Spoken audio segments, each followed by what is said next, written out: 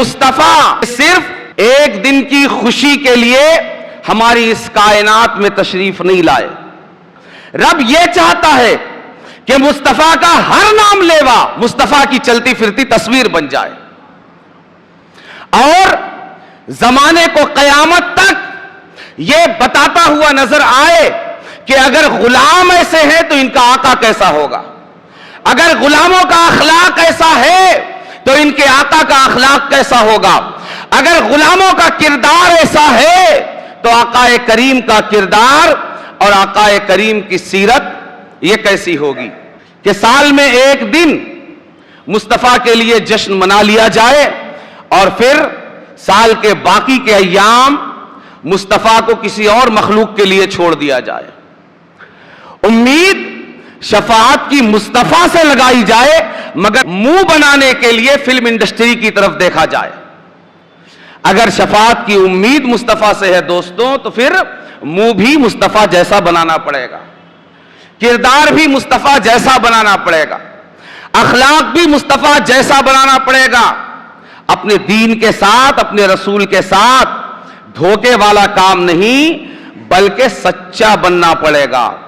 یہ وہ کڑوی بات ہے جسے کوئی مسلمان آج قبول کرنے کے لیے تیار نہیں. اسے صرف ایک جلسہ دے دیا جائے بس, یہ ساری زندگی کے لیے مطمئن. ایک جلوس میں نکل جائے بخشش کا تمغہ مل گیا, ایک لنگر کر رہے بخشا گیا. نہیں, یہ دین اگر اتنا آسان ہوتا تو بلال حبشی کو مکے کی گرم ریت پر جیتے جی اپنی چربی پگھلانے کی ضرورت نہیں پڑتی. اگر یہ دین اتنا آسان ہوتا تو محمد الرسول اللہ کو جن کی جان پر اگر ہم سب اپنی جانیں ٹکا بوٹی کروا کر قیمہ بن کر اگر ایک ایک سانس قربان کر دیں تو بھی محمد الرسول اللہ کی ذات پر قربانی کا حق ادا نہیں ہوتا.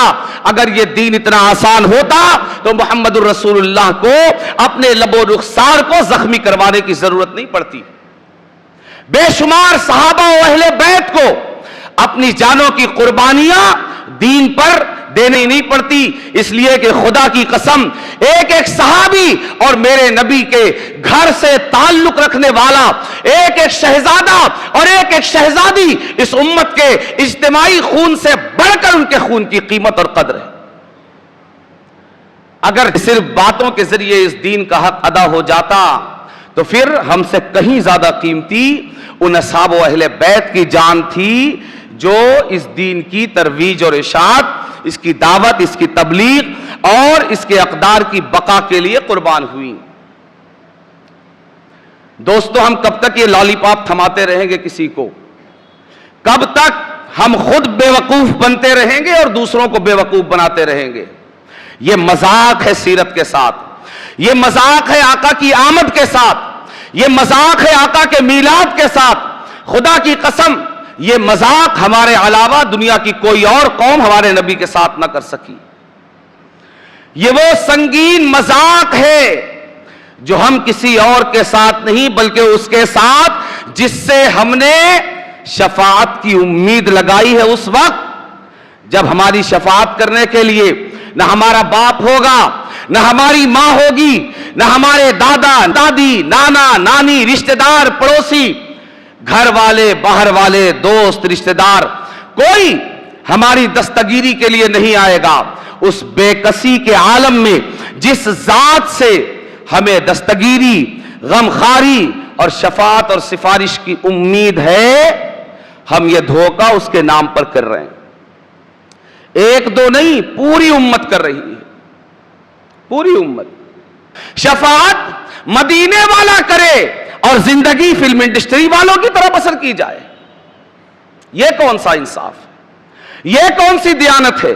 کہاں کے ہم مسلمان آئے, کہاں کے ہم صاحب ایمان آئے, کہاں کا ہمارا یہ انداز اور کہاں کا ہمارا یہ اخلاق.